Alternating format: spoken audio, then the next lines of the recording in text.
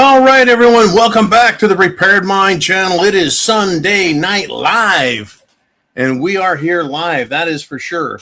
Friday, it was strange, absolutely strange. About 2 o'clock, I started feeling woozy. By 3 o'clock, I was exhausted, nauseated, and sleepy. I slept from like 3:15 to 6:30 Eastern time. It was the oddest thing, and then I was fine. Okay, well, shit, here I am. I had a semi-restful weekend, lots to talk about, lots of things going on, but I couldn't wait to get back here and actually have really good topics to go over with you guys. It is Sunday Night Live. Let's go through this. Christina, Bucky, Frog, Tri-Hop, Mikey, Matt, Jason. We got a bunch of people here. Heidi. Holy cow, Trucker Hershey, Sojourner's Truth. We got a great crowd. Doug Bauer, grabbing gears. Hillbilly, Marco, good crowd, everyone.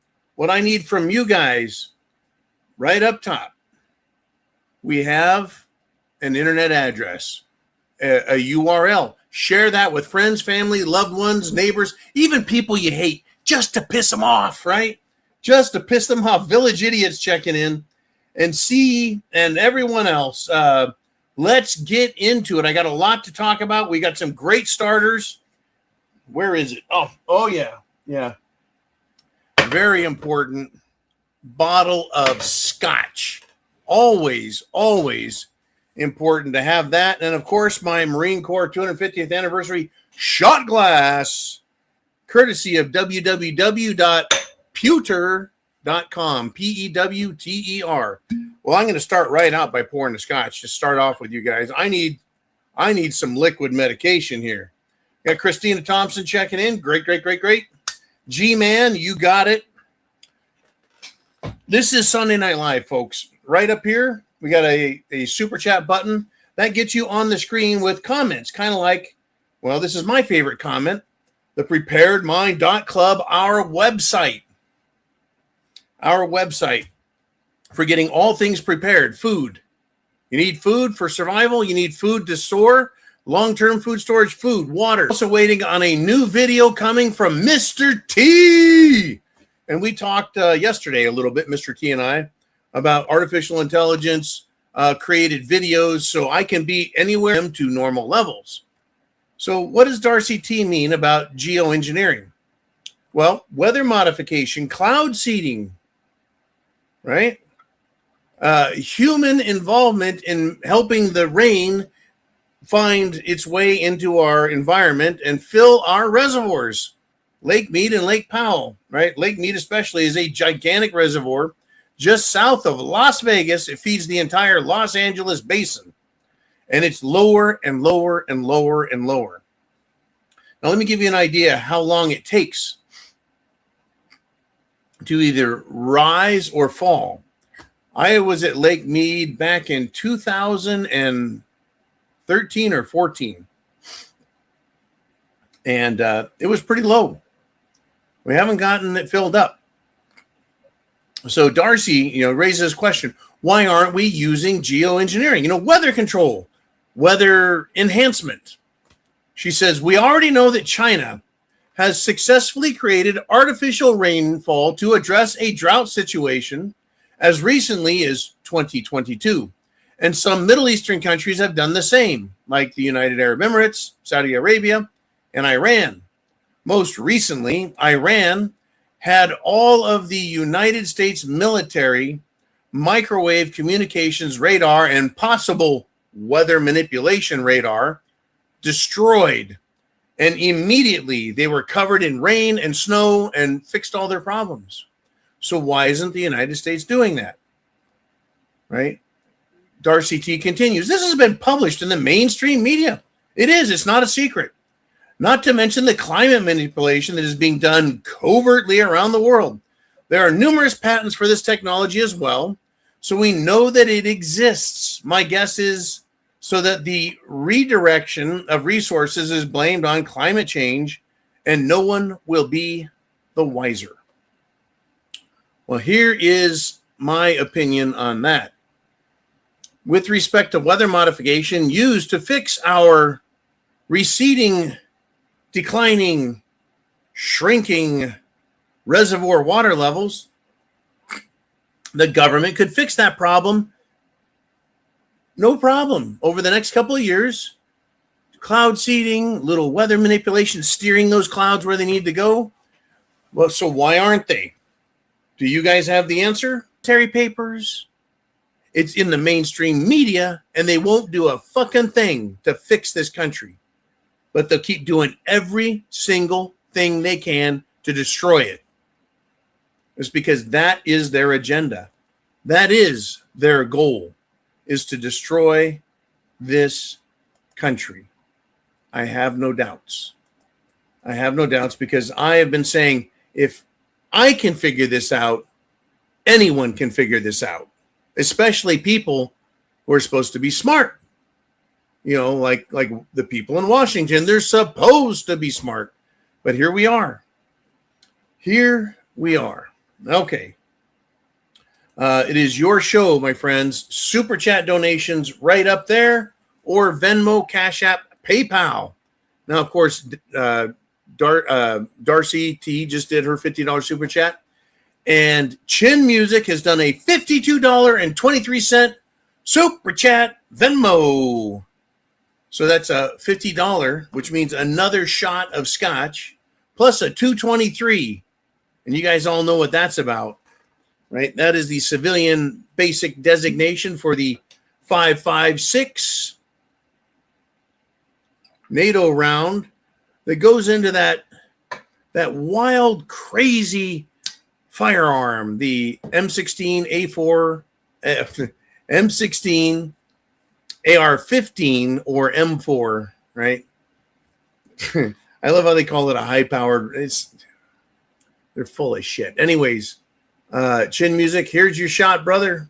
Semper Fi to one, Semper Fi to all. Down the hatch, and then when I get your text, when I get your comment, I'll put you up in the, we'll get you on screen, the topic, and we'll talk. I need that. I need the medicine.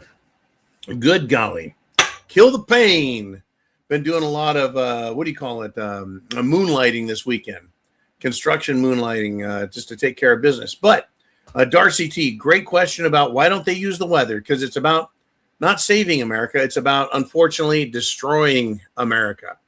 Literally. No, you and I, us, the people, we are about fixing this country. Are we or are we not? Yes, we are. For anyone, of course, who's over on the Prepared Mind, well, of course, we got the Prepared Mind YouTube with 80,000 subscribers, or 79. We got the Prepared Mind with 5,000 subscribers. We've got, Uman X, Facebook, Instagram, Rumble, BitChute, all over social media. If you want to do super chats, you have to be on the YouTube site with 5,000 subscribers. The one with 79,000, you can't do it. They don't allow that button there for some reason. You know, whatever they can do to screw us over. That's their goal. Their goal is to make it incredibly difficult for you and I to communicate, to encourage the right kind of thinking. That's what this game is all about. But you and I care about this country, and they want to stop us. They do. So let's get into this. This comes to me by way of the internet. And look at that. That is a picture of a guy. He's got a pretty good stance, does he not? He's got himself, his sidearm is up. It's in the firing position. He's sighting in on the bad guy.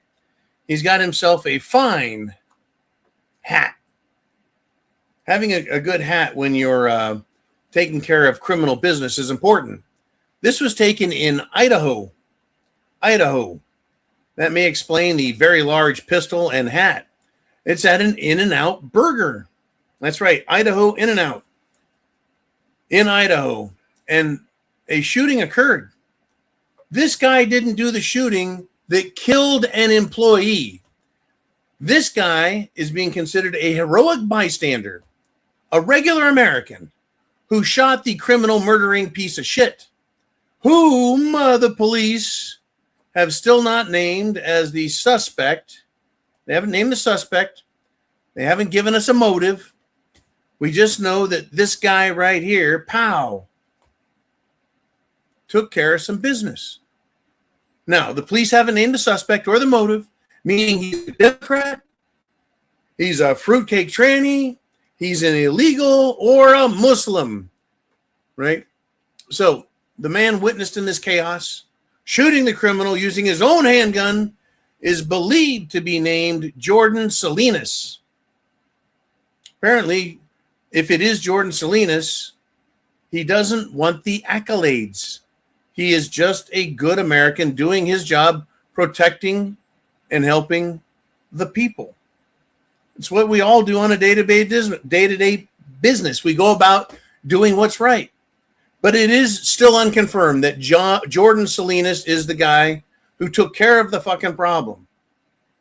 So the moral of the story is the more of us are ready and armed, the more lives can be saved from the wacko, religious, left-wing, communist nutcases that are out there. Whether they're Muslim commies, college commies, Antifa commies, BLM, fruitcake commies, tranny commies, right? Your typical Democrats. The more lives that we can save, right? Now, so my question is, are you prepared for the coming madness, for the chaos? Now, today I did a couple of videos. I'm sorry, a couple of pictures that I used for the notification, right, that I sent out to a YouTube channel, right, posts showing a picture of me and the bad guys, right? Are you ready? Do you see them coming? Because I do. Even though those are computer-generated photos, I see them coming. I am ready for the madness and chaos. I'm not happy about it. I don't want it, but I'm ready for it. Anyways, thank you if it is Jordan Salinas or whoever the heck it was that brought safety back. Unfortunately, one person did die in this, well, fruitcake-caused melee. And now, as we get into the show, we've got a great super chat here coming from none other than Carport Carl checking in. And he says, John, with commies everywhere in America, I will guarantee, says Carl, in his opinion, that Flock will use its data to track conservatives when the balloon goes up. $10 super chat donation. And folks, your super chats keep the lights on. They pay for subscriptions like our servers, our internet access, news items, and soon we're going to add more subscriptions to create concept videos.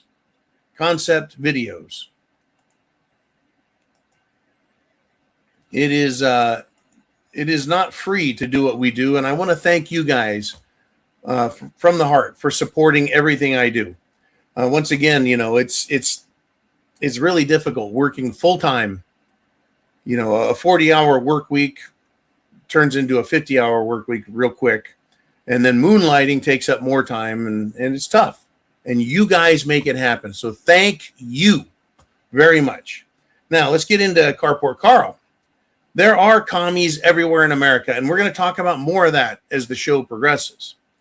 He says, I will guarantee that Flock, these are the surveillance cameras that are all over the country now, and they did it. Millions of these fucking cameras went up without the general public knowing what they're going up, who's paying for it, what the information is being used for, who has access to the information. We've all learned that private corporations are being funded by city, county, state to put their cameras up and pay them money to track all of us and send the information to the data centers where they're compiling folders about who we are, where we drive, what we are doing, where we're at, who we associate with as best they can. And I'm sure they combine that with all the information they steal off our phones, our GPS locations, our vehicle information, how long we're in a certain area, everything. What other phones are around you? Those all have identifying numbers, which identify them with people.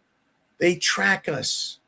So Carport Carl says he, in his opinion, thinks that flock data is going to be used to track conservatives when the balloon goes up. Let's change one word, Carl. One freaking word.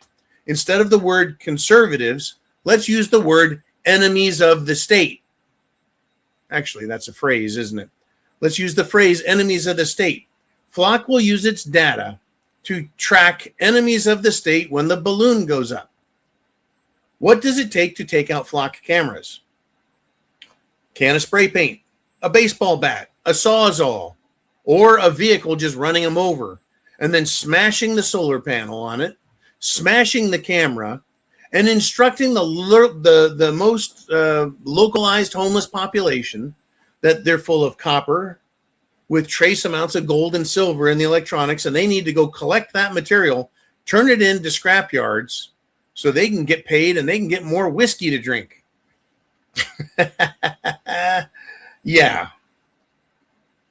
They are going to track us, but when the balloon goes up, every flock camera can come down in less than 90 minutes, less than 60 minutes. If we're all in the same time frame, any flock camera that's anywhere near you or that you travel by can be absolutely dismantled, destroyed, and taken down in no time at all. In other words, it will be of no use to them once we realize that, well, the shitstorm has started. So, yeah, after the balloon goes up, Carl, the flock will come down. But up until that point, they will find out who you are, I am, all of us. In fact, I think they already know. They're just building more complete files and stacking more information. That's how they do it. Just like the Nazis did it. Just like the Nazis did it. A great topic, folks. The flock cameras are, in my opinion, they are the Boston Tea Party moment if our nation elects to make that exactly what it is. It has to make it that. We have to use that. Are people done enough? Are they pissed off enough? People are. Down in the city of St. Pete. The city of St. Pete, which is over on, let's see, where's it at? West side of Florida, right over by Tampa. An old man decided he didn't like flock cameras. So what did this, well, I'm going to call him not an old man. Let's say, I don't want to call him a geriatric, a retired gentleman, took a pool skimming net, posted a sign on it, and held it up in front of the flock camera.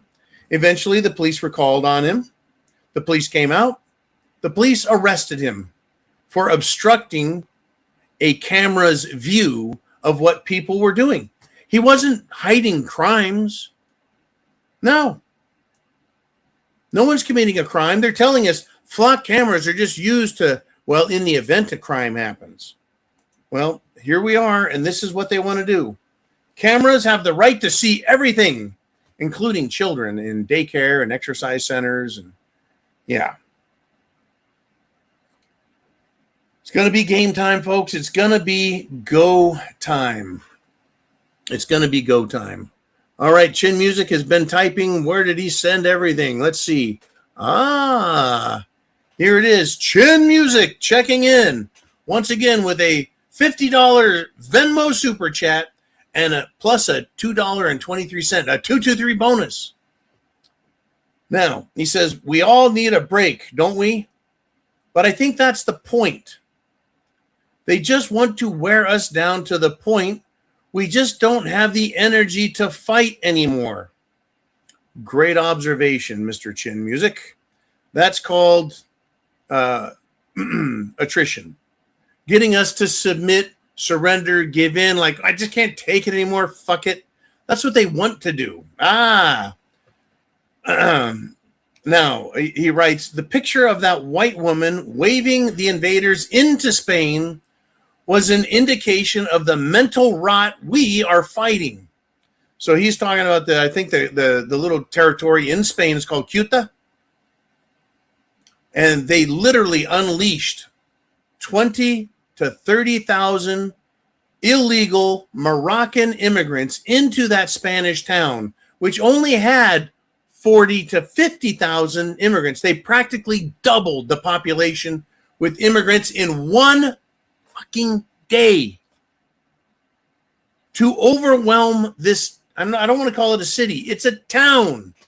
Overwhelm the residents who hide in their houses while the streets are being overrun by these filthy scumbags everywhere. And they're crapping in the streets, literally, on people's porches, on their cars, throwing garbage everywhere. The streets are now covered in filth, as if it looks like downtown Los Angeles or San Francisco or Detroit or Chicago. In one day, they've completely ruined this town. A town that's been there for literally thousands of years. Folks, I know when we say thousands of years, we think of Egypt and the Middle East. And no. Europe has been inhabited for millennia prior to Jesus Christ. These towns have been there. And they want them destroyed as much as they want us in America destroyed. Let me continue with Chin Music's commentary. The mental illness, the mental rot is liberal mind rot. Okay. She is so blind with the left-wing hatred, she doesn't realize she's on the menu as an appetizer for those savages in Spain. On another note, the same 18 items I buy for my meal plan used to be about $90 to $100 when I started 3 years ago. Now, $160 to $175. What the fuck, right? I don't know how people with kids are doing it, but hey, Israel has weapons, healthcare, and budget surplus, so we're blessed. Long live the Goyim.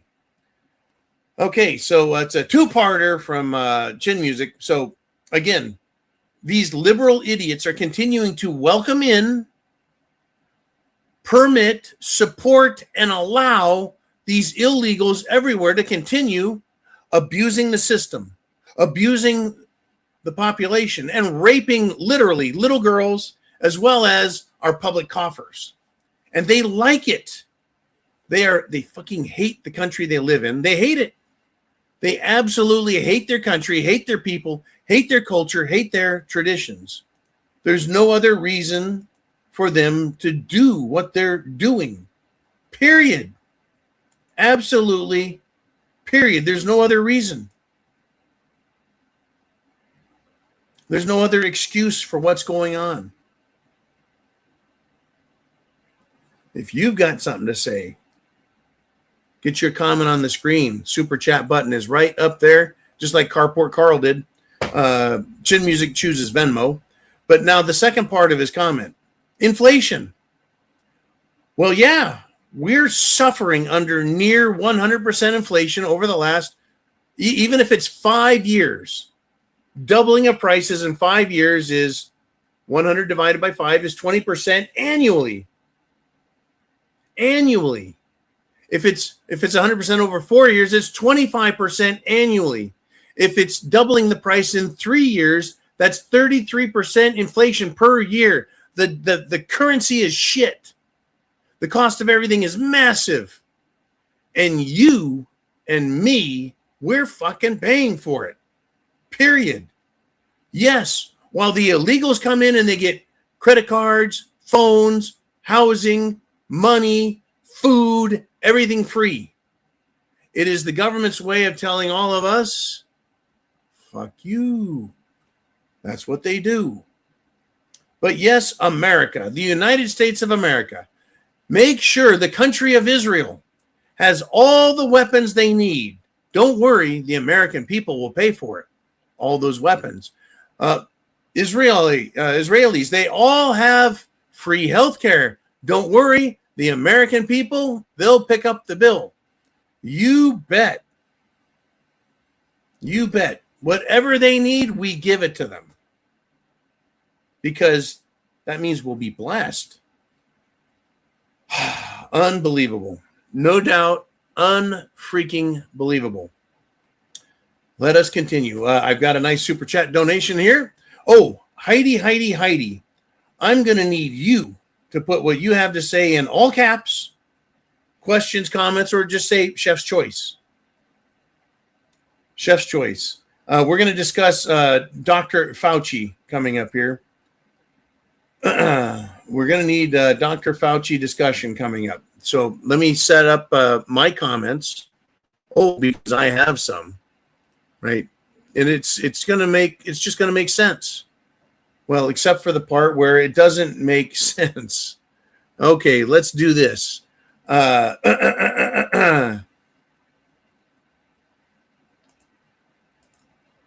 Big Dan the Man Erickson. He writes, how about that weasel Fauci claiming the fifth? Well, Senator Josh Hawley. Let me get him up here on the screen. There he is. Senator Josh Hawley. Here's his quote. Anthony Fauci had no right to invoke the Fifth Amendment after receiving immunity. End quote. Well, Big Dan, you don't have any congressional authority. I don't have any congressional authority. No one here is a congressman or a senator. We've got no authority. Josh Hawley does. He should have held him in contempt, but Josh Hawley is a fucking coward. Done. You have the power. You're not using it to fix anything. You're a coward. They should say, look, you've got immunity, right? We're holding you in contempt. Criminal contempt. Or you strip his immunity by telling him he has to use the immunity and answer the questions, or decline his immunity by telling him, no, you have it. You either use it or you lose it. You have to fucking answer the question or you're going right to jail. Criminal contempt. Senator Hawley, all 100 senators, plus the Vice President of the United States, has the absolute authority to hold Fauci in criminal contempt. I'm disgusted. I'm literally fucking disgusted with these people because they're a bunch of politicians. They're cowards. They've got their hand out, taking money. It is broke dicks, dereliction of duty on their part not to hold them in contempt. It is destroying faith in the system. It is ruining justice. It is making criminal activity easier to get away with every fucking day. Every day.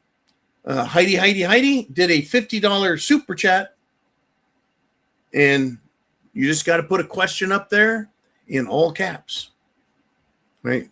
My thing is, I'm absolutely disgusted with cowardly politicians who all want to yell, foul, not fair. That is wrong. You have immunity. You have to da da da. And then they act like a bunch of sissy fucking clowns and just dance and scream. Well, that they want things their way, but they won't do anything to make it happen. They just won't. They're leaving us out to dry, pretending like they give a shit. Once again, it's the government. The government is not here to solve our problems. Well, wait, who was it? It was Ronald Reagan. President Reagan said, right, what did he say about government? Government is not the solution to our problems. Government is the problem. Reagan was beautiful at explaining things like that in a simple way that even I could understand as a kid. Right? Senator Josh Hawley, you are a fucking pansy. Absolute pansy. And Fauci claiming the fifth, Big Dan. Zero anything. I have nothing for that piece of shit. Fauci can burn in hell. In fact, I know there's a lot of discussion out there. You guys are not big fans of, here's one of my favorites from Scotland. That's right, Scotland in the United Kingdom. Bob Hunter, he says, I'm from the government and I'm here to help you.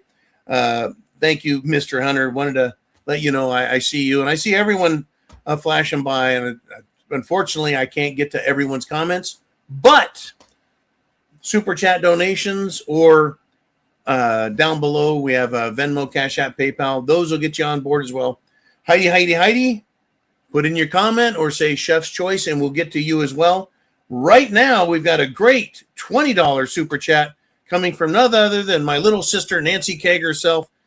She's not actually my little sister. I just call her that. $20 super chat. And she says, John's topic tonight, and as always, Semper Fi means always faithful to the Prepare Mind family.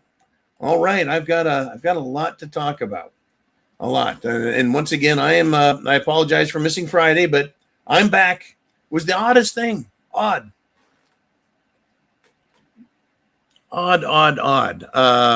Let's go with how safe are you on the streets? I know Nancy's up north in the Michigan, Minnesota, Wisconsin zone. I'll keep it kind of wide. And Heidi says Chef's Choice. Chef's Choice it is, Heidi. Yeah, she says Chef's Choice. I'm not full of shit, folks. She actually said that. Back to Nancy King. Up there, up north, in the great state of liberalized, fucked up Wisconsin, we've got, would you look at that? A fruitcake protester with a giant stick in the face of none other than investigative journalist Nick Sorter and also Karlin Borisenko. Okay, this is up in Minnesota. And you also notice a bunch of filth on the windshield of the car. So these were Black Lives Matter rioters / mostly peaceful rioters in Wisconsin. They mostly peacefully threatened to kill investigative journalists, Nick Sorter and Karlin Borisenko. What were they doing? Well, they were covering the news, right? Stuff the mainstream media will no longer do. And I don't wonder why anymore.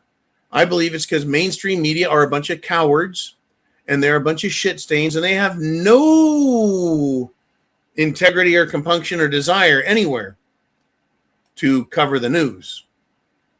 It's not about them. They could get assaulted, they could hurt, right? So they don't want to be there. Instead, they let regular people go out and cover the news, put it on social media, and take all the slings and arrows. So these BLM fucks, what did they do? They tried preventing these people from leaving the scene, right? Nick and Karlin wanted to leave. They prevented that. That falls under kidnapping, folks. Kidnapping. Affecting someone's ability to move and travel, leaving them in a vulnerable and dangerous position. Additionally, they attacked them by throwing vomit on the car. Puke. That was the windshield. Once again, take a look at the windshield. It's got puke thrown all over it. In my opinion, that is a form of terrorism. It is bioterrorism. You don't know what's being thrown at you or on you. Is that a chemical? Is it a biological agent? Is it a combination of those things? It scares the hell out of you. You don't want to touch it. It's on your car. Bioterrorism. That's 2 charges these people should be hit with. Attempted kidnapping and bioterrorism. And this type of behavior, though, is becoming much more prevalent. Now, down here in the great state of Florida, Nancy, I have a special option that very few states have. I can run over anybody who is threatening me while I'm in a vehicle, threatening to block me, and I feel like they are going to hurt me. I am under no obligation to allow people to hurt me. Nope. If they start hitting the vehicle, well, that's not hitting me, but it's telling me they're violent and that they may hurt me if they get an opportunity. If they're beating on the vehicle, they could beat on the glass, cover me in glass, cause serious bodily harm and injury, a fatal slice and cut, or reach in through the window on top of everything else and strangle me, choke me, hit me, tase me, gas me, hit me with chemicals. So the moment anyone tries impeding me or anyone else in the state of Florida and any other state that has this rule, you don't have to allow yourself to be victimized. You can drive away and run them over if they get in the way in an effort to escape their deadly fucking attack. Now, that's me in Florida. I can run over people threatening me. If that's not an option for you, I have to ask some simple questions. if faced with being trapped in your car and people around you threatening you, throwing things at your car, becoming physically violent, what will you do? Will you let them attack you, possibly injuring and killing you? Will you try and get out and fight them? Will you shoot them with a gun out the window? I mean, you have to ask yourself a question. Would you rather deal with Antifa marauders and murderers? Or would you rather deal with a courtroom being on trial, which is in itself a nightmare? Either way, it's your life that you get to make a decision about. What they want us to believe is this, my friends. They want you to believe that when they are swinging at you, threatening you, trying to hurt you, destroy your property, take control of the street, they're trying to show you that they have power over you. They want you to know that they have power over you. You don't have a choice. You don't have an option. They're going to do what they want, and you're going to suffer. If you want to live like that, you may. Or you can take action. I don't know what you're going to choose. I know what I am allowed to do, and I am under, and no one is under any obligation, Nancy. No one's under any obligation to allow yourself to be killed. This isn't England, where you don't have a right to defend yourself if you're being punched, kicked, stabbed, shot. In fact, you'll just get fucking arrested while you bleed out from being stabbed by some turban-headed fuckwad from Pakistan or India. Not me. Not me. No sirree, Bob. All right. So now we got Heidi. Or did I just do Heidi? No. I did. Wait a minute. I did Nancy. And so I guess I've got to do Heidi now, right? Yeah. Crazy, John. Let's get it straight. Okay.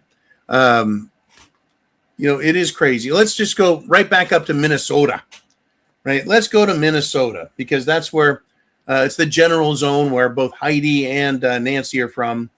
And yeah, look at that. Trans kids belong.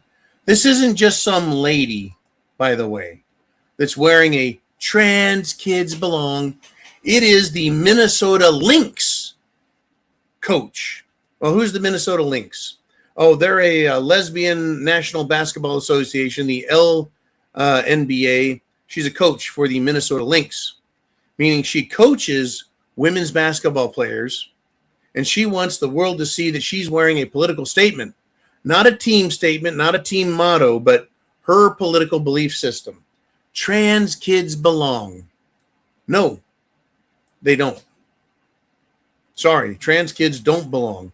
Trans kids are victims. Trans kids are victims.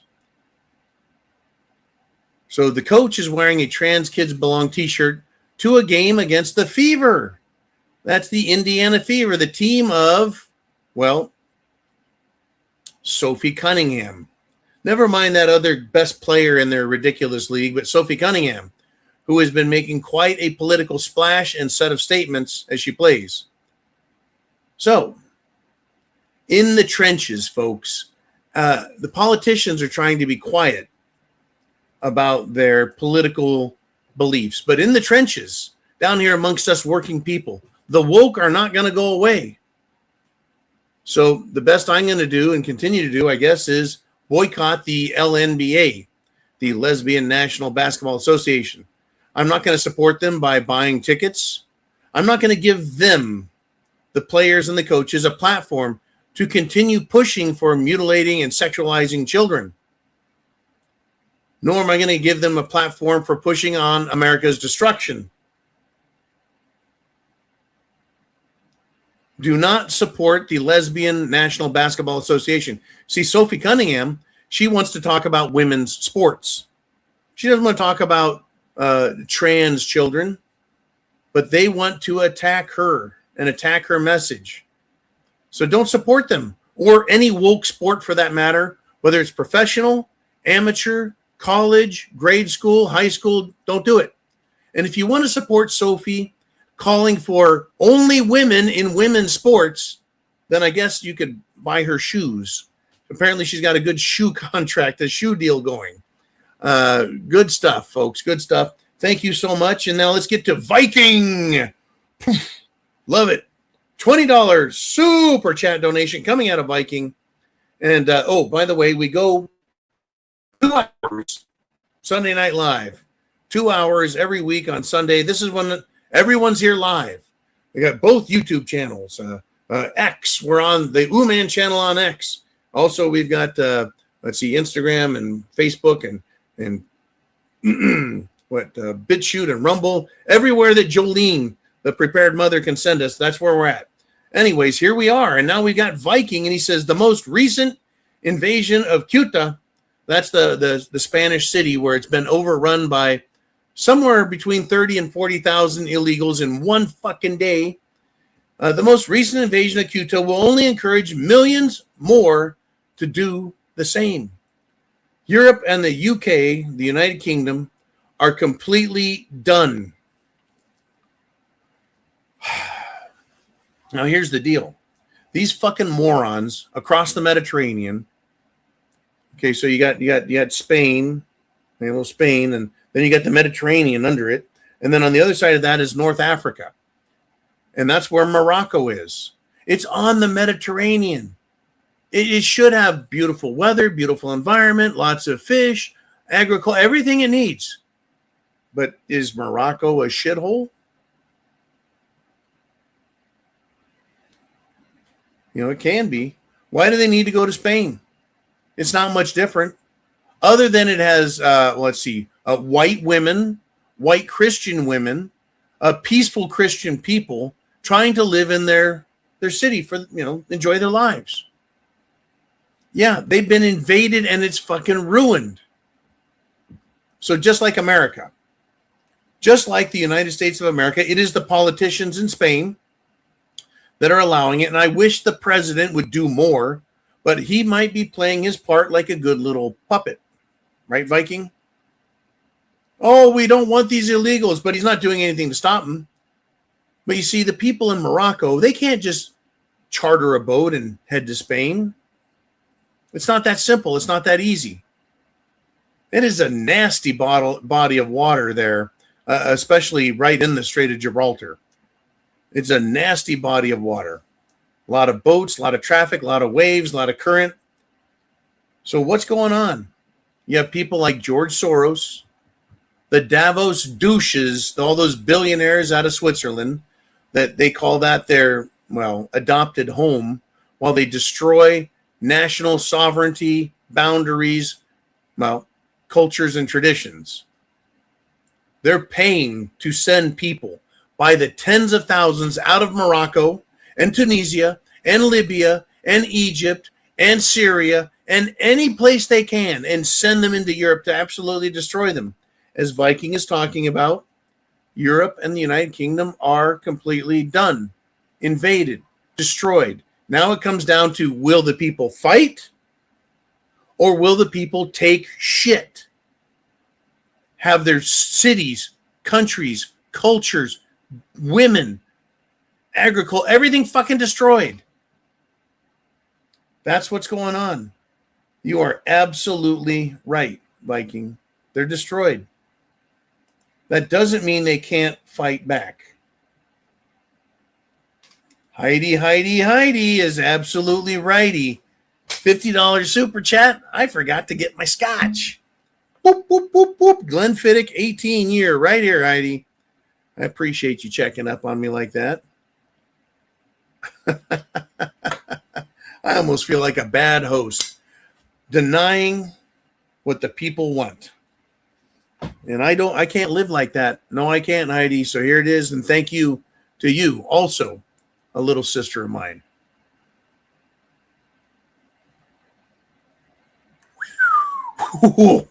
Woo! Sometimes it hits, and that was a good one. Thank you, Heidi, very much for the scotch. And now We're going to continue. Folks, we're at 300 people live right here on my ticker. It goes right at 300 live. Share the internet address at the top. Share the URL, or down below there's a share button. Hit that share button. Share it with everyone you know.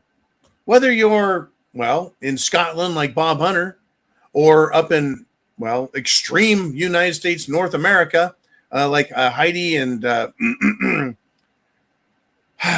we got a bunch of people up north there. Yeah, Heidi and Nancy are the two most prominent. Out in the great Northwest, up by the Canadian border, well, closer than I am.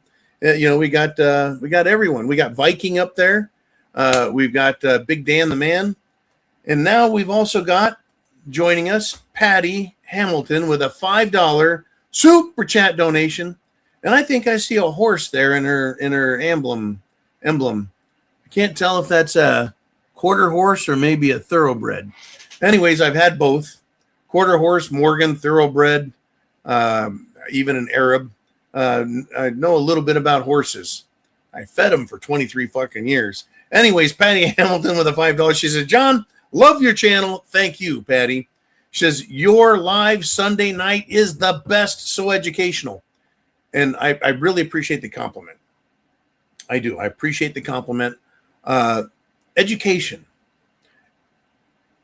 I had some incredible teachers growing up through grade school, high school, in the military. I had great educators, as well as the college courses I've taken. In college, I have, well, we're going to keep it quiet about how many degrees I have. It doesn't make me an expert because I have degrees. All of us, we have degrees of understanding, and that's what's important, right? Education. This show is, well, the best teachers that I've had, entertaining as well as educational. You combine the two and people will love to learn.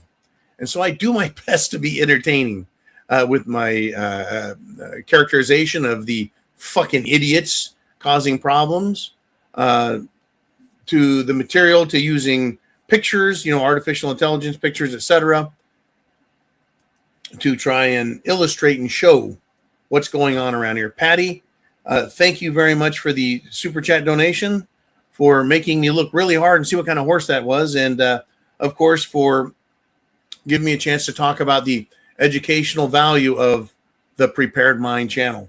Very important to me and the show and everything we do. Now, Big Bob Hunter, $20, or rather 20-pound super chat donation. Again, Big Bob's from the great country of Scotland, where Scotch is made.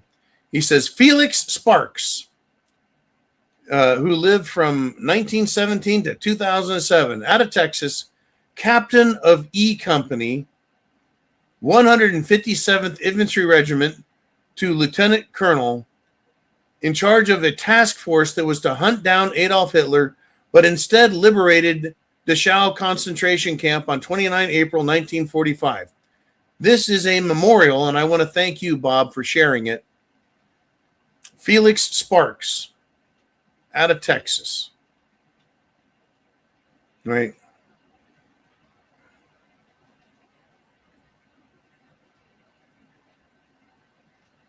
Just a moment of silence there. Thank you, Big Bob, for that. There's a lot of great men, and they fought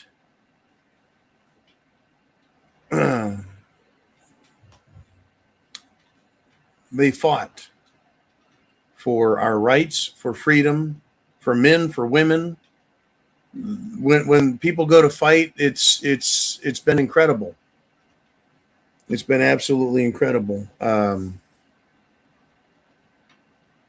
The reasons that Americans and the United Kingdom and all of Europe fought, it's for freedom and liberty, to put down oppression and evil. But evil is a very tricky, nasty bit of business. And so we have to be careful. We have to understand it. Two wrongs don't make a right. But pointing at one bad person and saying everyone else must be good, right? You got to be careful. But yeah, liberating people and freeing them, very important. And Yankee Watchdog, you are correct. I do stand absolutely corrected. You did a $5 super chat. And again, I'm not afraid to admit when I'm wrong. And I've been reminded here that Ceuta is a Spanish territory that is not over attached to Spain. It is part of North Africa. And it is adjacent to Morocco. Much like down in Spain, the territory of Gibraltar, right on the water in the Strait of Gibraltar, belongs to England, of all places, even though it's surrounded by Spain. It's kind of like also Guantanamo Bay. Cuba is an American base occupying a portion of Cuba as a military base and, shall we say, detention facility. It's on Cuba, but Cuba doesn't own it. And Ceuta is in North Africa. It is attached to or adjacent to Morocco, and Morocco wants their land back. It ain't no different than India kicking out the Brits. Actually, this is where I'll debate you a little bit. You see, India claimed to own all, or England claimed to own all of India as a colony. And as a colony, it was going to govern all of India, right? The entire, you could even call it the Indian subcontinent or peninsula. It is such a big thing that juts out into the Indian Ocean. But this topic, and I think it's an important topic. The United States owns, like I said, the tip of Cuba, where Guantanamo Bay is. Ceuta is a very small landmass in a much larger part of Morocco. Now, every embassy that any country has in any other country, that little piece of dirt that the embassy sits on is considered the sovereign territory of the country whose flag is flying. So the United States Embassy in Morocco is owned by the United States. Their laws of Morocco do not apply on the real estate that is called the embassy, whether it's the American embassy, the Canadian embassy, the Scottish embassy, whoever has an embassy, right? Now, does the country, if they want their land back, okay. What you're saying is you don't want an embassy there, whether it's Italian or French or Spanish or American, it doesn't matter. You don't want the embassies, fine. You no longer have a political connection via the embassy with that country, and you may as well get the fuck out of the other countries, right? So this idea of your country has another country owning a small portion of it. The United States of America has lots of embassies from other countries. But do they have bases? No, not in America, but we have bases in other countries. And those bases are treated like U.S. military sovereign territory. Okay, so if Morocco wants their land back from Ceuta or from the Spaniards, Ceuta, okay then. Now, why did they take Ceuta? What's the deal with that? Why does Spain claim this small bit of dirt across the Mediterranean, as you point out, Mr. Watchdog? Good thinking, by the way, and I appreciate the correction as always. Well, probably because Morocco did something really fucking stupid. Like, I don't know, pirates committing an act of aggression against Spain. Kind of like the Barbary Coast pirates that pissed off the Americans 200 years ago. So we sent over the United States Navy when the ships were wooden, and they went over with the United States Marines and kicked the ever-loving fuck out of the Barbary Coast pirates. Right? The Marine Corps officers were gifted the Mameluke sword, of which they still carry that. The Marine Corps officer carries the Mameluke sword as part of their dress uniform. So yeah, all around the world we share territory. We offer small amounts of territorial sacrifice to maintain relationships with other countries. So if Morocco wants Ceuta back, or Ceuta, or any way they want to fucking pronounce it, it's no skin off of my teeth as an American, but it's certainly the skin off of the people's teeth that live there. if they're Spaniards. Now, as an American, do I want to live in a country that is antagonistic with America? Do I want to live in Colombia or Venezuela or Israel or Syria or Lebanon? No, fuck no. But this is what's going on. This is, once again, even though, yes, a Spanish territory is in North Africa, in the country of Morocco, how long has it been owned, or shall we say, controlled and governed by the Spaniards? 100 years? 200 years? I just don't know the answer, but I'm going to think about the same time, 200 years ago. I just don't know. But in all truth, it doesn't matter. What Morocco is saying is, we're going to send our people in there. We're going to take over your shit. We're going to ruin your stuff. To me, that's really no different than them sailing across and being dumped there with the purpose of fucking people's lives up. I don't see any difference, literally. Because it's been held. It's been maintained. Good golly. I tell you what, I just received a video from Mr. T. And so what I need to do is upload it. And then I think we'll take a look at it. What do you say?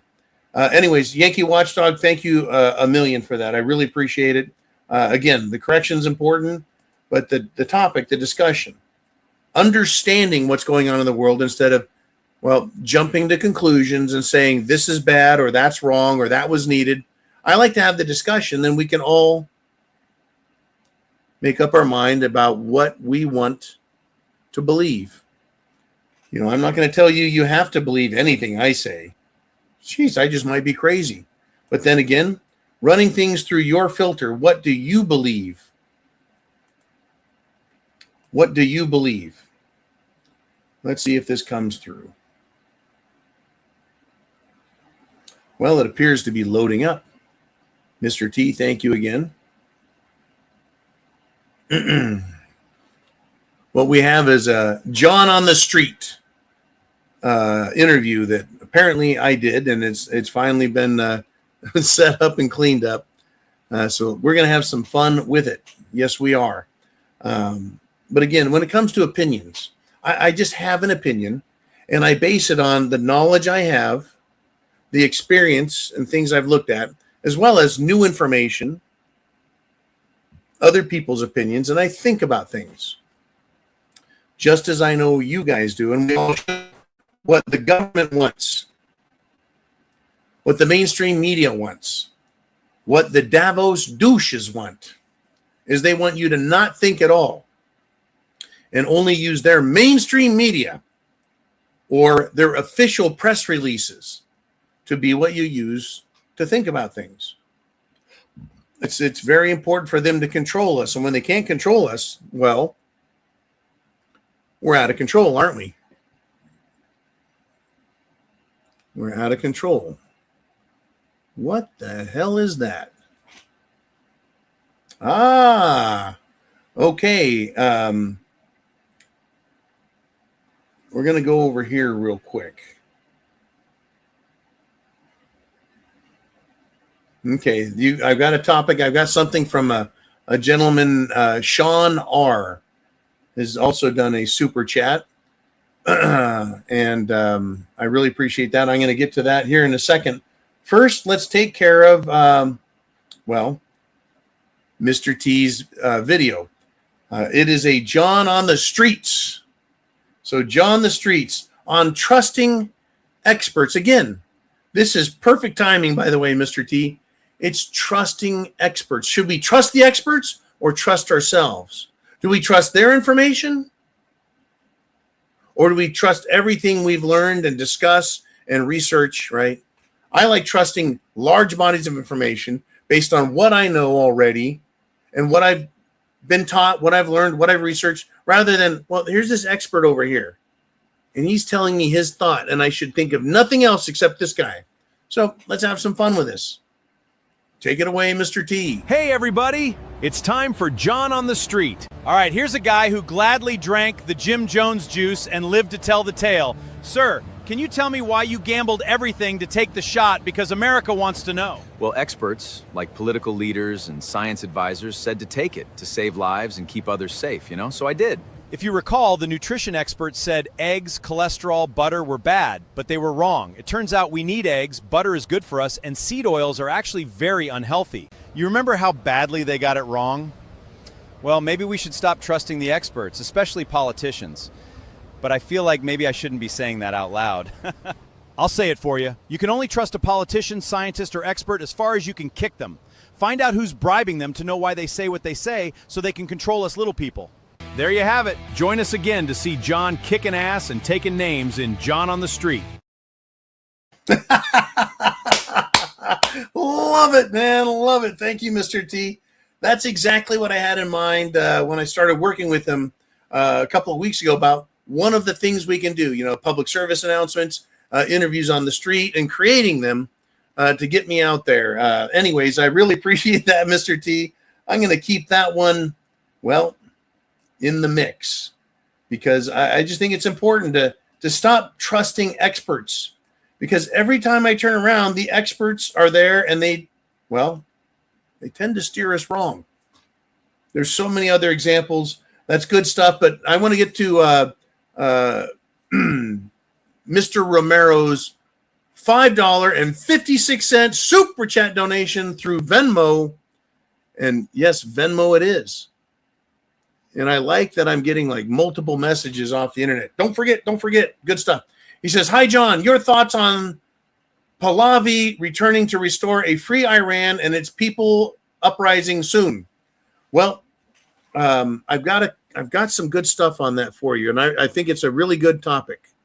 So let's do this. Oh no, you don't. Oh no, you don't, computer. Okay. Let's get rid of that, and then go with a World War III update. Hang on, Sean. It's going to get all tied in. Once again, President Trump has announced a basic peace deal with Iran has been agreed to. Like the framework. We got some frameworks all set up, and they're announcing, we got that. We've got some basic. Look, if you had the peace deal 2 weeks ago and you got pissed and you started bombing each other, that peace deal is still pretty much there. It's all framed up. It just needs someone to fucking sign it and live up to it. So this peace deal has again been agreed to, and Trump has now halted all planned, all prepared, all announced and unannounced U.S. airstrikes. But once again, I anticipate Trump getting 90%, everything all put in place. And then Israel is going to reject this offer between America and Iran. They're going to get in there and fuck it all up, and the bombing will start again. I want to be wrong.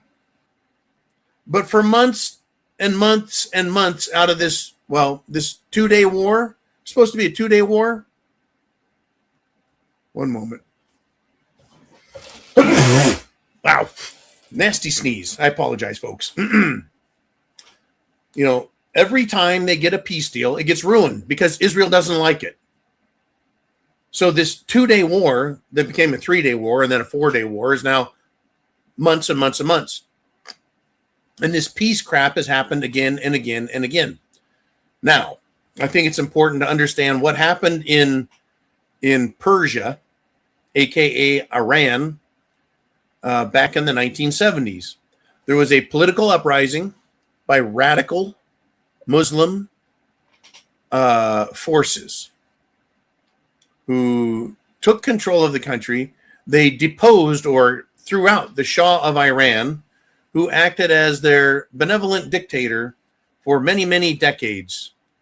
But the Shah of Iran himself was installed not by the Iranian people, but by the Central Intelligence Agency, alongside and working with the British and Israeli governments way back in the 50s.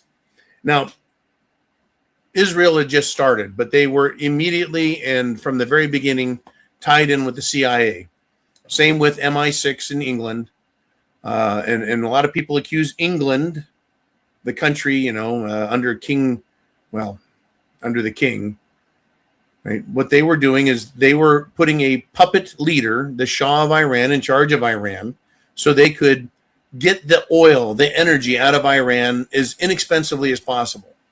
The United States government, through the Central Intelligence Agency, were also involved in replacing the prior government of Iran. Now, there's a little more history here, Patty, and that is to say that prior to World War II, Iran and the Germans, that would be the Weimar Republic and then the Hitler regime, were friendly with the Iranians, or Persians, if you will. Now, you've heard of the word Aryan, as in Aryan Brotherhood or Aryan white race. Aryan, Iran, same thing.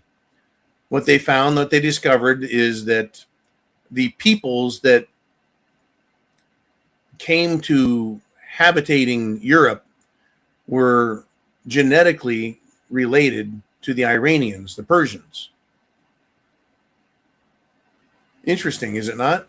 So yeah, the Nazis in Iran were buddies, allies in World War II. So after World War II, as a form of extended punishment, the CIA trashed the government of Iran, installed the Shah.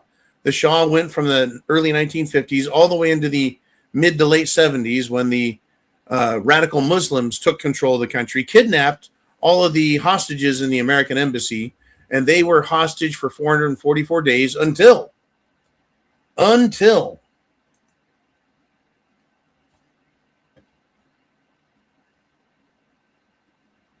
Reagan was elected.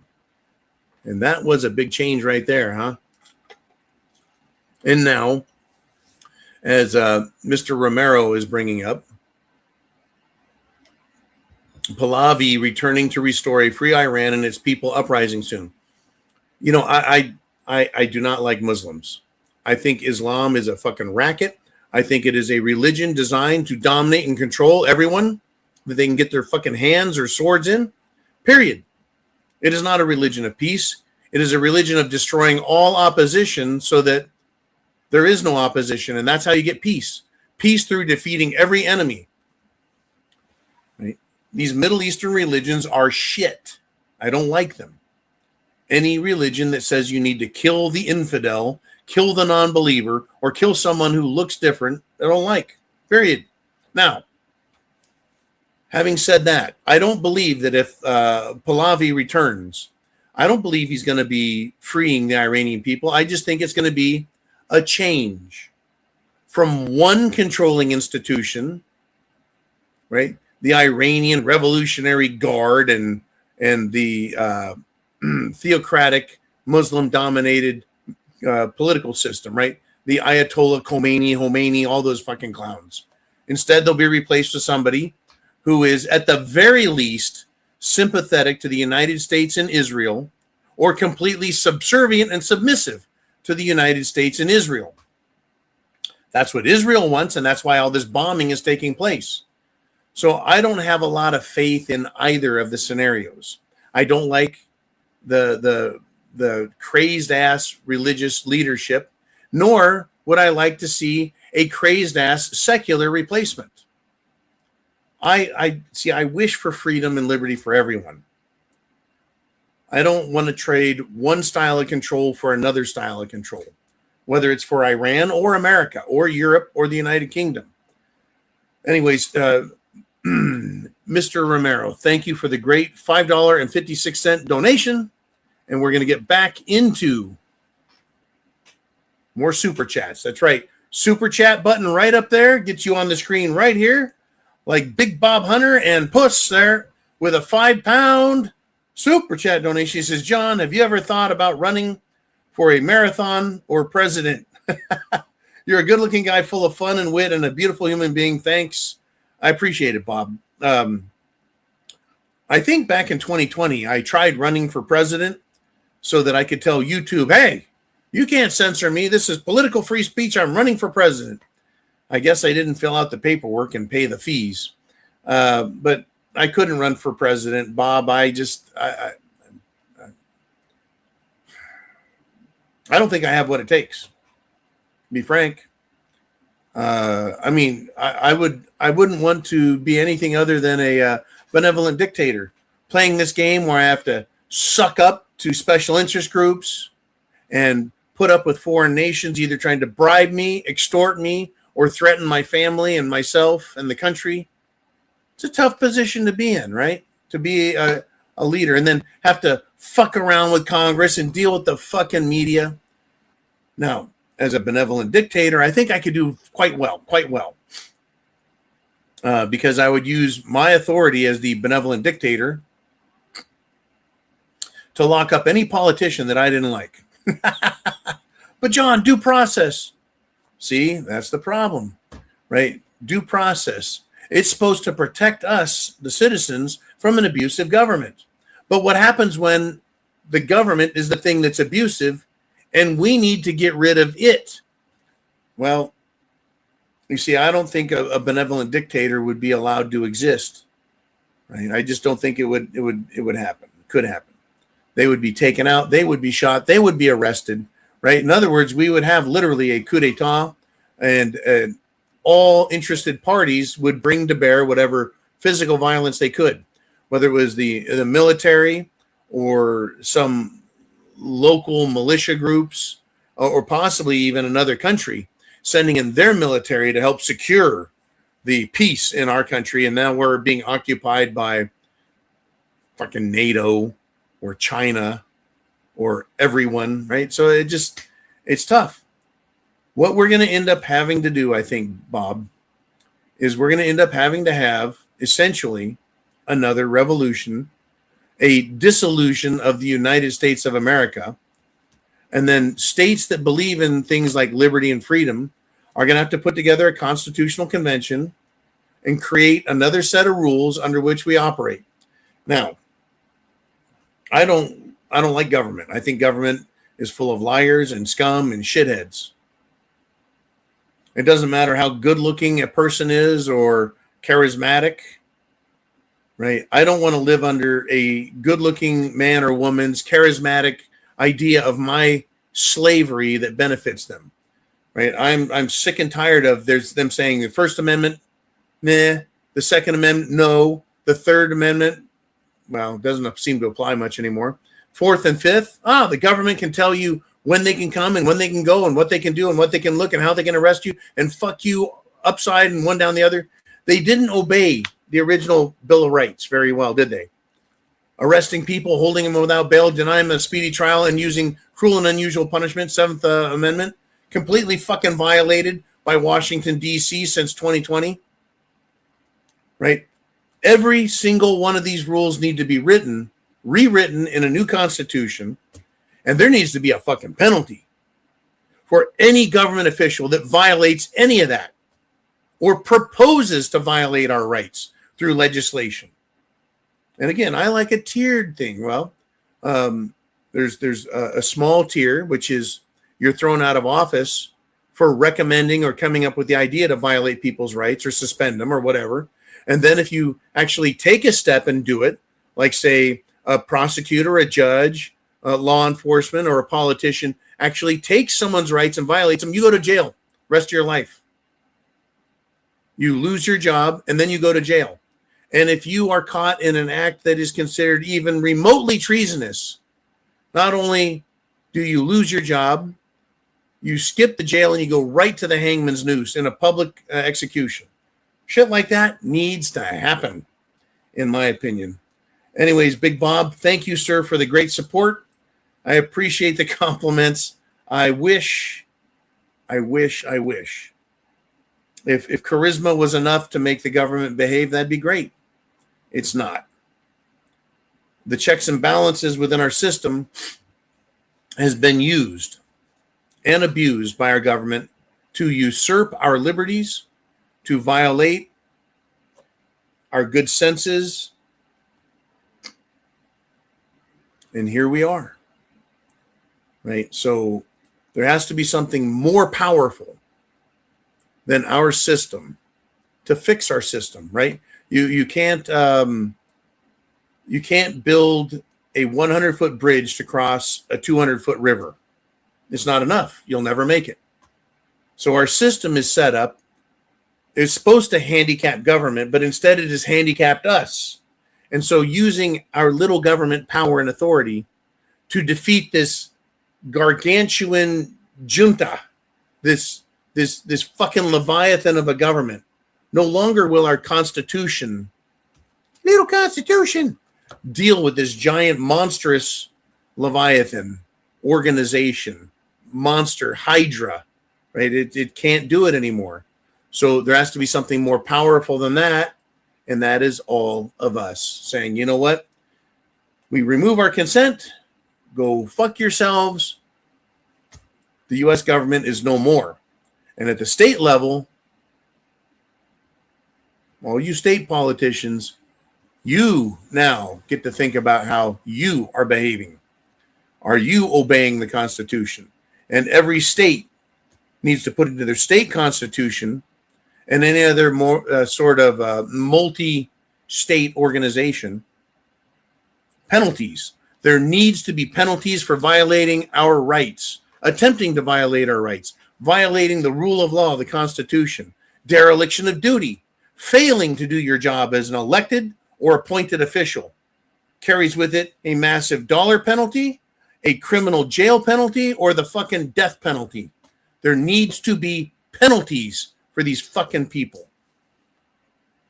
Period. Now, let's go back and let's see another $5 super chat with Patty Hamilton. She checks back in, and she did not tell me what kind of horse that is in the picture. But she says that smooth-talking Obama really fooled the masses. Oh, he did. He used at that time, let's take us all the way back to 2007, when Obama was campaigning to run for the president as a Democrat senator from the shithole state of Illinois. At that time, we didn't have a lot of racial tension, did we? It was so nice and so calm and so smooth. And America was so willing and wanting to have a, well, as Joe Biden said, a clean, articulate guy, clean, articulate black guy, like Obama. Well, I knew right away any politician is a lying sack of shit. And Obama is exactly that, a smooth sack of shit. And he lied. He promised hope and change. Well, he gave everyone the hope they wanted and only the change that the communists liked. Now, Obama is a fascist. He's a socialist, folks, but a fascist. Communism for the little people, of course, but up top, right? Those people want to keep their property. That's the fascist layer. They keep their businesses, corporations, their property, their wealth. But for everyone else, we live down here in their stinking communism. But Obama is a smooth-talking piece of shit. Yes, he is. He was a Manchurian candidate of Manchurian candidates. Every bit as easily controlled because he was married to a lot of people allege, Michelle. Sasquatch, Michael Obama is a man. I think we've all seen a big swinging dick under Michelle's dresses and, sports pants. Yeah, very convincing dong swinging around down there. In any event, yeah, fooled the masses because people felt guilty. Once again, liberal guilt on display. The same liberal guilt that makes them go, we need to do reparations. We need to let in illegals. They need to stay. It doesn't matter if they rape, lie, cheat, steal, kill, invade. No, that's all fine. They carry all this guilt and self-hatred. That's how Obama got elected. The guilt, the self-hatred, and we all paid for it. Thank you, Patty, very, very much. Now we got Big Bob back again, and Bob gets the hat trick for the night. This is 3 for Big Bob. He says Bill Leibold who lived from 1923 to 2022. Good golly, 99 years. Bill Leibold was the last living survivor from the USS Tang. He was one of just 9 survivors out of 87 men who were fished from the ocean by the vengeful Japanese and somehow survived prisoner of war camps. If you like history, especially military and naval history, World War II, Pacific Theater, look up the USS Tang. I don't feel that I'm competent or well enough educated to talk about it, but I can talk about how the Imperial Japanese military treated Americans. They treated them very, very, very poorly. Very poorly. By the way, we have 350 people live here right now at one time. Pow! 350 is a huge number. Share the internet address or hit the share button below. Let's keep that going. Let's hit 400 before the show's up. We got another 35 minutes. But Big Bob, back to your super chat here. Have you guys ever heard of the Death March that American POWs were forced to take by the Japanese? It's just called the Death March. Look it up. They treated men very badly. So to survive that is incredible. And then to live 900, this is not Methuselah, 99 years, absolutely incredible. The Batang Death March is just crazy. Japanese were a vengeful and awful military force. What they did to the Chinese, absolutely awful. What they did to Chinese women, absolutely awful. What they did to Americans, the Philippines, every island nation throughout the Pacific and the Pacific island chains, awful. War is hell. War is definitely hell.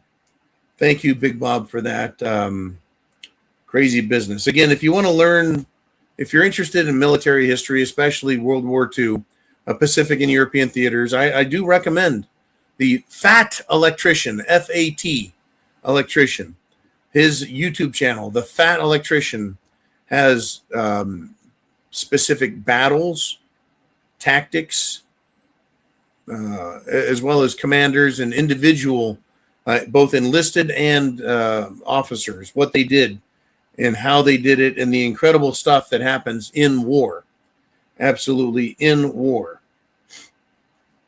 Okay, now, Big Dan the Man Erickson, he's back as well with a $5 super chat this time. He says, them European countries need to put up some sharp poles at their borders, and Vlad, the first wave on the poles, that would give them a message.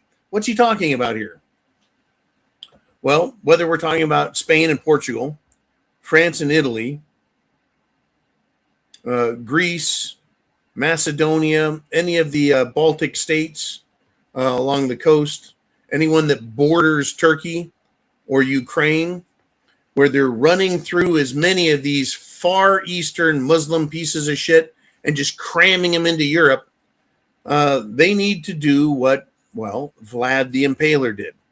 So there's a nobleman who controlled a portion of Transylvania. Starting to sound familiar? He was, one of his nicknames was Vlad the Impaler. And as the Muslim Turks tried invading Europe, if they went through his area of the world, he stopped them. Vlad had poles, and he would literally take the enemy that he killed and put them on poles. The poles would sometimes go through their back and out the chest. Oftentimes it went up through their rectum and out their mouths. And they were left on these poles at along the roads that led to and the border of his territory as a warning to would-be invaders that the fate they would meet would be a very uncomfortable one, and their bodies would not be interred and buried, but rather left on poles, impaled by Vlad Dracul, right? Dracula, Vlad the Impaler. And it was a very cruel world back then, a barbaric world. But that is what the world was. Because people, especially evil people, understand one thing. And one thing they understand better than anything else. And that is violence. Violence. Right now, the world is relearning what violence is. Are they not? Young women in the United Kingdom, I am very sad to report, have learned what sexual violence is. Coming from a race of people, a religion that hates them and wants them punished for not being raised with, not believing what some foreign fuck believes that has come to their country. Government knows how to control us, do they not? With pain, with violence, with penalties. So we, the people, in every country, are kept in line by our own governments with pain or the threat of pain. But we, the people, need to relearn that we too can prescribe pain to our enemies. And while I don't condone violence or recommend it or blah, blah, blah, fuck you, YouTube, right? I'm going to tell you the solution to our problems is violence. The solution to our problems is to become like Vlad on individual levels, in community levels, in state levels, to tell our enemies, the enemies of liberty and freedom, the enemies of our Constitution, the enemies of our belief system, which is we're good people, we're kind people, we do unto others as we would have them do unto us, right? I am not a violent guy. I don't do anything to anyone until they do something bad to me. And then, well, game on. So my motto, the golden rule, do unto others as I would have them do unto me. Now, what if they do unto me first? Then I should return in kind. Because they understand that. So anyone coming into my state, my county, my city, my community, you want to commit an act of violence against little girls, against old geriatric retired folks? You want to come and steal my money, or a corporation wants to steal water and electricity and liberty from us? I think that they only understand those same acts of violence which they wish upon us. For example, the people at the flock headquarters, they don't like people going there and trying to film them. They don't like people knowing where they're at. They don't like people knowing their policy, where they're spending their money, what politicians they're buying. They don't like that. They don't like them being tracked. Yet, the very thing they don't like, they're doing to us. And we would have left flock alone, except they're doing unto us first. So we return, we give them the same thing. The response is, you like surveillance? We're going to surveil you. You like snitching on us? We like snitching on you. Because that's what they understand. That's how they operate. You always give your enemy, well, whatever they give you, you give them that, and then some. Your enemy gives you 100 rounds, you give them 200 back. Why? Because we're generous. That's why. And yes, Big Dan the man, you are correct. If we put the enemy on poles, that would send a very, very powerful message. And the bullshit would stop. It would stop. Truly. Where do we go now? You know, there's just so much. So much to talk about. You know, Dr. Fauci, this fucking guy. I hate this piece of shit. Senator Loomis said to Fauci, Fauci lied to the American people and Congress and is responsible for the overwhelming number of deaths because he blocked ivermectin. Fauci, I think, needs the Vlad treatment because he's lied directly to the people. He's lied directly to Congress, Senate, and House of Representatives. He's committed perjury. And if he is not prosecuted, if this little wormy sack of shit isn't prosecuted, the government's going to lose what little credibility it has with us, you and I, the American people. This bullshit in government has to stop, or violence is going to have to be used to rein in that corruption, right? The corruption of invaders, the corruption of lying medical bureaucrats, the corruption and lying of mayors, governors, the president, all of Congress, the judges, the Supreme Court. All of it needs to stop. Now, this bullshit has to stop, or violence is going to have to rein in the corruption. I don't make the rules, but I can predict the consequences of corruption when corruption is this extreme, right? Corruption gets this extreme. I can predict the consequences. I don't have to tell you, get your guns, form into groups, and go take your city hall, take the state capitol, and then march on Washington, D.C. I don't have to say that, and I won't. But what I can say is I know what is going to have to happen. I do. It's going to have to happen because they have done so much evil. They're so corrupt. Now, along those lines, and I want to thank everyone for the super chat donations up there. And then also the Venmo and the CashApp donations we gotten and the PayPal donations. I think we've hit all of them today.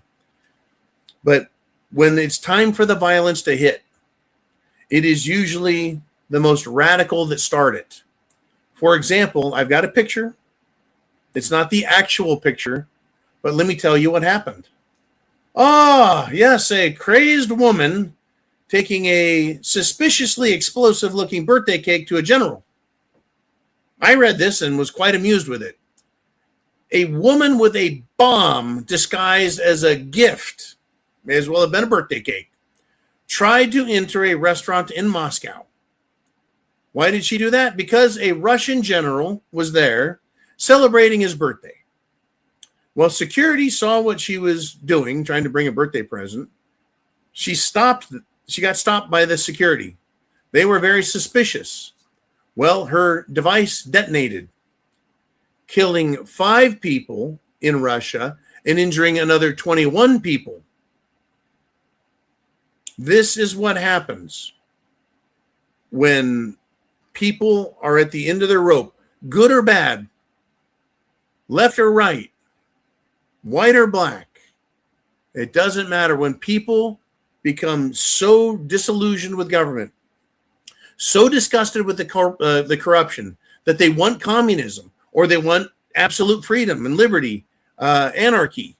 You know, the smallest government possible is, you can't have true anarchy, but, you know, a tiny government, a libertarian government. When it gets that radical and crazy, right, these sorts of things happen, right? Killing 5, injuring 21 in an effort to blow up a general. Extremists always start the violence first. They do. They always start the violence first. When this type of violence happens in the United States, folks, we respond with similar violence. Expect to be labeled as the aggressor and the criminal, right? So let's just say in your town, BLM, Antifa, the Democrat Socialists of America, the DSA, join the Muslims and the pro-Hamas groups, and they start committing acts of violence. And you, in an effort to protect yourself, your property, your family, your neighbors, your community, respond with like violence. They give you 100 rounds, you give them 200 rounds, right? You'll be labeled as the aggressor. You, me, we would be labeled as the criminals. Because remember, the communists are always mostly peaceful. Mostly. Anyways, that was a crazy story. Trying to blow up a general, ended up blowing up 26 people. 5 of them got killed. And I'm sure the other 21 were not happy about that surprise. Now, I've got a request here that I've got to try and satisfy. Let's see if I can do it for you, Big Dan. The reason is I cannot stand up on camera. It just doesn't work. The camera's not far enough away. Let's go with Shit. You know, the AI stuff that's been being done, Dan, is literally very accurate with my body type and size. Shit. There we go. I'm going to go with this. Okay. Let's see. I'm going to share this with myself. Everyone stand by. Stand by. Okay. Stand by. Let's go up here. Let's click this button, and there we go. It is now saved. I am now going to put it up here. It's basically, we've got Big Dan says, you need to stand up. Show us you're not an out of shape 56-year-old man. Then we know you practice what you preach. I can't do it in the current bunker room I'm in. There's not enough room to get a full size shot of me. This is me right here at a gym at a friend's apartment. That's what I look like right there. That's me. I am not an out of shape, fat, old 56-year-old man. Now, that having been said, I'm not in as good a shape as I was at age 39 when I was competing in strongman, but that is what I look like. Best I can do otherwise is just, trying to show, their arms here and everything else, but that's what I look like. I'm still 265 to 275 pounds, and it's who I am, man. But having said that, Chin Music has been inspiring me to work out and start working out heavy. Now, again, I injured this shoulder back in January. I fell about 7 feet and landed on concrete on it. Not a good move to make. Hurt like hell, and I've been in recovery for several months. Injury healing, never a good feeling. And then also going through physical therapy, and because it was a work-related injury, and then having the pain go down enough that I can start working out. So you're going to have some fun over the next couple of weeks. Let me get back into what I consider to be my prime shape, and we'll have some more fun with it. Anyways, I I practice what I preach. Now, can I run 10 miles? No. Can I run 5 miles? No. Can I run a mile?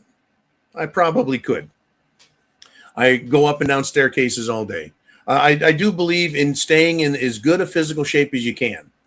Now, I'm not going to go through all of my, infirmaries, right?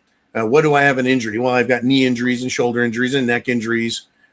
Everyone has injuries, but you still need to be in the best shape possible, right? I know that my physique, what I look like, I'm in a better shape than most of the people, the young men I see in their 20s. It's incredible. I don't know why or how people could be in such terrible condition in their 20s, except that they've been eating garbage, sadly. They don't do enough outside exercises, sadly. They don't do anything. We all need to do everything we can. Only limited by pain and medical conditions. We need to be in as good a shape as possible. Now, to kind of address the topic more, being in good shape is critical. I receive from friendlies, I get friendly fire attacks probably once a week, maybe every other week, where I have somebody literally physically assault me and mess with me, get me in a bear hug if they can get their arms around me. Many of them can't. A good hit, a punch, just general horseplay, right? But people run from me. Why is that? Well, people run from me because, I've got these guns still. I've got this chest still. I'm large. I'm 6'6", right? And this is with friends. And the point of this is, if you look intimidating, you'll keep your enemies away as well. And he said, I don't want anyone thinking they can victimize me. So fortunately, I was blessed with a large frame and very big person, and I can really do the mean looks. But even if you're not big, even if you're average, even if you're 5'6", you can still be intimidating. You can still let people know you mean business. You're not to be fucked with. Right? Period. Now, one of my coworkers carries his Sig Sauer gun in his belt, and I know it. Right? Now, if I didn't know it, and I was like, hey, pal, I'm not going to say his name. Hey, pal, I had to kick your ass. All he would have to do is go, well, I hope you brought your piece or more than a knife, because you don't bring a knife to a gunfight. You can say something. Let people know, right? I'm not a pushover. I'm not your victim. I mean business. The way you can develop that attitude is practicing that attitude, right? Letting people know you mean business. You're not a pushover. You're not a target. Women too. Same thing. I've seen women intimidate men, not by being just a political nightmare, some feminist twat, but rather by saying, you don't want to mess with me. You don't want to find out what I have in store for you. Right? And so it's just, it's part of life. Now, so many people I know have never dealt with that, never felt they had to do it. But now they do. And they talk to me and they go, geez, what do I do? I'm like, first thing you need to do, get some mace, get some bear spray, get some pepper spray, and start carrying it so you understand and you feel confident. And then stand in front of a mirror, literally, and talk shit at the mirror. Because if you are approached, if you are threatened, if you are being intimidated, the only tools you're going to have is your brain, the prepared mind, and whatever you're carrying, whether it's bear spray, a taser, or even up to a pistol. But you don't want to have to pull that and use it unless, right, you feel that threatened. So again, practicing saying the words, sounding gruff and mean. That's not the way we want to live. I know that. It's bullshit. Nobody has fun with that except with your friends. Nobody likes having to be that way. But this is now the world we live in. Like I said, the world that we live in is nonviolent. It's civilized. Now you've got these fucking Muslims everywhere coming in and taking that peace from us. Our governments are violating our rights and taking our peace from us. And so we have to, well, once again, learn to be violent. Not uncivilized, but learn to use violence to reacquire our civilization. Absolutely reacquire it. Right? Just the Irish are waking the fuck up. The Scots are definitely waking up. The Vikings up north in Scandinavia, Iceland, they need to wake the hell up. And slowly they are. But if you don't wake up fast enough, you're going to have someone putting a boot to your fucking head. Now, Mr. Hunter from Scotland, speaking of Scotland, has done a $10 £10 super chat donation.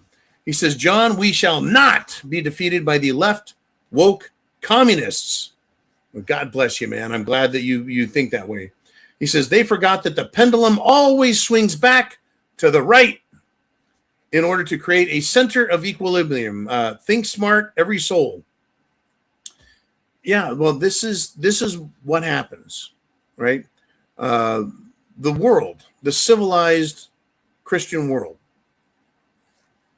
swung way over to peace and leave us alone and everything will be fine. And people who wanted to use that and say, oh, everyone's happy, everyone's got a full belly, everyone's calm, everyone is peaceful. That means, well, to a barbarian, an evil bastard, right? A culture of corruption will see civilization not as civilized, but as weak. And so they'll attack, right? And they want to push that pendulum of freedom to the other side, which is the opposite of freedom, a tyrannical, violent, abusive system. And we're all the way there now. It's just how long will we spend here? And how much more abusive could it get swinging that direction? But a pendulum, even with a big push, can only go so far. And it will come back. And it has to come back. Evil, like, now here's another concept, another philosophy that I hear discussed quite a bit, Bob, and everyone, is they're like, how can evil do all the things it's done and get away with it, right? I'm like, well, evil always loses. They're like, what do you mean? Look at what's going on. Evil's everywhere. I'm like, yeah. But if evil always wins and good is stupid and good is dumb and good is weak and good is easy to push over and good is easy to dominate, then why wasn't humanity, all of the world, Europe, Asia, Southeast Asia, all of the Americas, why weren't they dominated by evil 100 years ago, 500 years ago, 1,000 years ago? Why weren't they brought under the control of evil and held there? Why is it that this country and then that country and this other country obtained various levels of freedom and liberty and the establishment of rights and property ownership and wealth and economic systems of growth?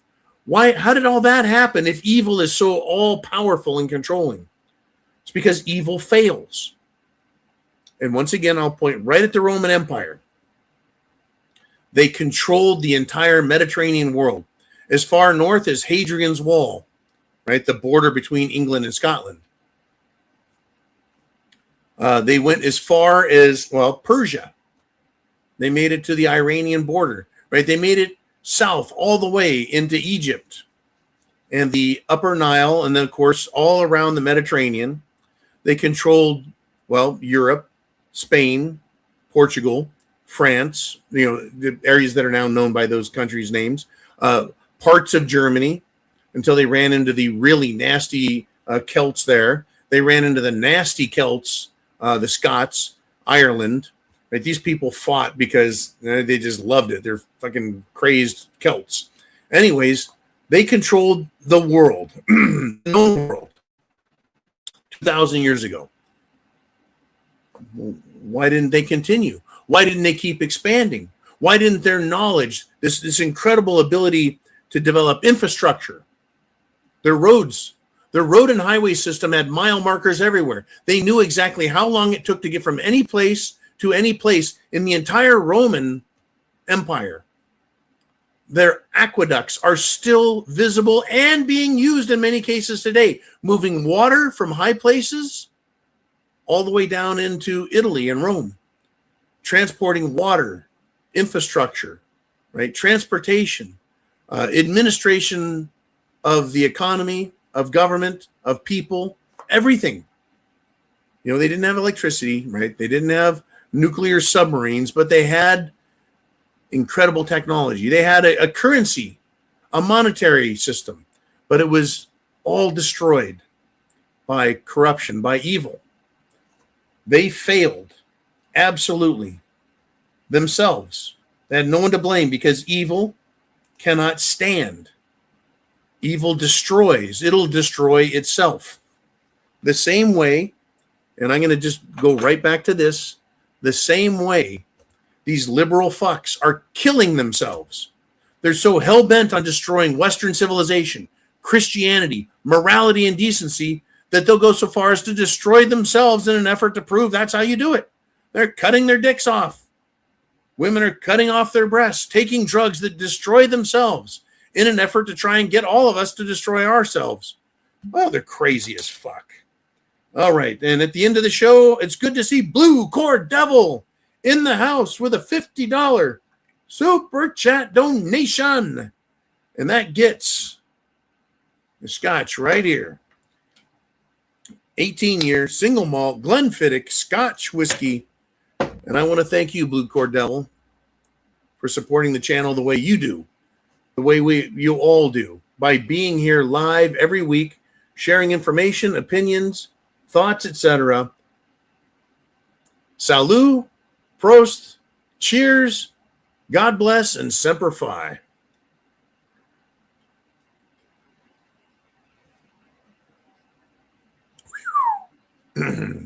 May the wings of liberty never lose a feather, to quote Jack Burton. So Blue Cord Devil says, peace and prayers, John, Jolene, Uman, and everyone else. Watch your six. Stay calm. Stay armed. While you are taking care of your preps, don't forget to live your lives. I jumped out of a perfectly good plane last week. Had a blast. Oh, man, that's great. Jumped out of a perfectly good airplane, and you lived to tell the tale. That is great. I'm glad you lived, man. I'm glad you lived. Wow. Very interesting stuff. See, Democrats would jump out of the plane without a parachute, telling you that's how you live your life. You know, live hard, right? Don't worry, you don't need a parachute. Don't worry, communism doesn't need a parachute, right? There you go. Well, by the way, speaking of not wearing a parachute when you jump out of an airplane, a recent poll has found that 1/3 of all Democrats identify, they claim to be members of the DSA, the Democrat Socialists of America, communists. So now Democrats, look, 30 years ago, 40 years ago, every Democrat in America was like, I'm not a communist. I'm not a socialist. No, we're Democrats. Now, here we are 2 generations later, and Democrats literally are saying we're communists. So 1/3, right, of Democrats are DSA members. That means they support the Democrat Socialists of America, right? A communist evolved wing of Democrats who push strongly and progressively towards communism and anti-Americanism. We can't coexist with these people, folks. There's that word, coexist again, Blue Cord. We can't coexist with communists, period. Everything that the communists believe, Karl Marx, that fine Jewish, whatever the hell he was, Brit, his Communist Manifesto is the opposite of the U.S. Constitution.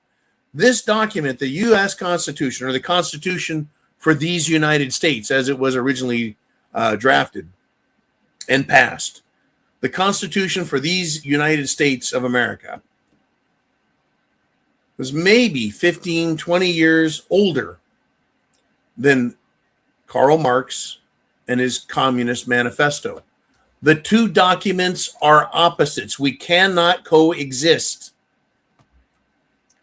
A fight to the death is going to be required at some point. Both ideas can't exist in the same country. So one side or the other is going to have to die. The question I have for you is, will you surrender to communism, the Democratic Socialists of America, the anti-American, anti-Christian, anti-European, anti-white, whatever you want to call it? Are you going to surrender to them? Or will you get prepared, get the items that you need, food, water, shelter, clothing, medicine, means of self-defense, and choose to fight these evil pricks?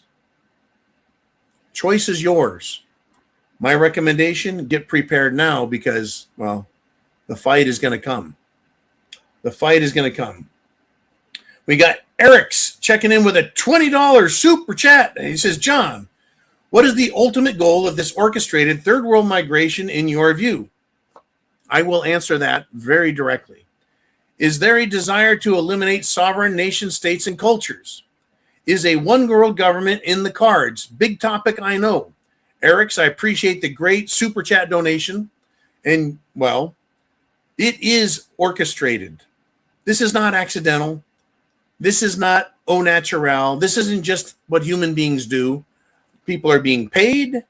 They're being paid for. They're being transported. They're being sent. And they are specifically selected because they are, well, young, militant men who have a religious, fundamental, cultural belief in their world that is being transported into our world. It is very orchestrated. The ultimate goal is to destroy our culture, our traditions, our law, and our shared because all of Europe, North America, and most of the world shares this concept of civilized behavior and respect for others. The people being imported, these migrants, they're fucking criminals leaving their countries and being transported to ours to destroy us. That is the ultimate goal, is to destroy our country, to allow those in charge to replace our system of government with their system of control. So you say, is there a desire to eliminate sovereign nation states and cultures? Yes, absolutely. That is their ultimate goal, is to replace it with their belief system, their economic system, their religious system. That is their ultimate goal, is to take control of everything, take away everything that we had, and leave us with, well, nothing, and we'll like it, says Klaus Schwab. Is a one world government in the cards? The one world government, right? That idea, that concept, a one world government. It doesn't mean, I used to believe it meant there was going to be a government that the whole world voted for. We have one big world election, and there's a world headquarters and a world capital, and we all send our people there to vote for us in a one world democratic system. That's not what they want. No, they want the world chopped up into pieces, and various families will have various territories, various what used to be nations, we'll just call it geographic regions, that they control. So family X controls Australia. Family Y controls South America. And I mean family as in family, people who are related to each other. Say the Trumps get to control North America. Canada, Mexico, Greenland is all given to the Trump family. And then Europe is controlled by this other family, and Russia and China, right? This is what they want. They don't want one world government. They want a one world government system, meaning a wealthy billionaire, trillionaire family system, an organized mafia, if you will, a crime syndicate that controls every geographic region, however big, however small. And of course, they want us to have a feeling of some kind of control, some local politician, some local appointed fucking bureaucrat does the administration on a local level. So you commit a crime or I commit a crime, a local policeman comes and arrests me. Of course, he's got a fucking turban on his head and a beard and a huge hatred for white guys, and he'll arrest me. They'll take me to jail. They'll charge me with whatever crimes they want, but it doesn't matter. They just want to lock me up or kill me or make an example out of me.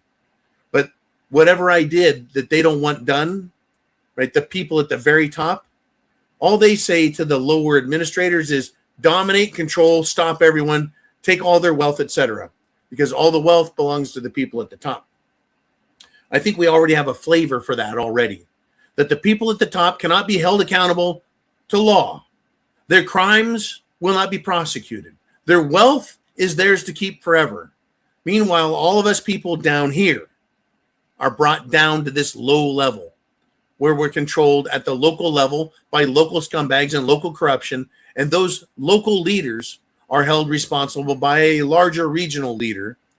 And they're all held responsible to these crime syndicate, Illuminati, satanic, dominating bastards at the very top. That's what I see. Now here we've got Bob Hunter checking in. I think this is number 5 with a £2 concluding super chat donation. He says, thanks for being you, John, and thanks to Donald. There it is. Thank you very much, Mr. Hunter. You and Puss, enjoy. I know it's late over there. It's 5 hours on top of 8 o'clock Eastern. So it's, folks, he's here at 1 a.m. Thank you, Big Bob. I appreciate everything. A lot of topics I didn't get to. But hey, there's always tomorrow. And tomorrow I plan on being on with you here live. Well, it's kind of live. 0 dark 30 live while no one's alive. Folks, no matter where you're at in the world, freedom is worth fighting for. Your personal liberties, your sovereign nations are worth fighting for. Don't give up on what you believe to be right. Right? It's time to fight politically. Don't break any laws, but win back your country. Win back your freedom. Right? God bless. Semper Fi.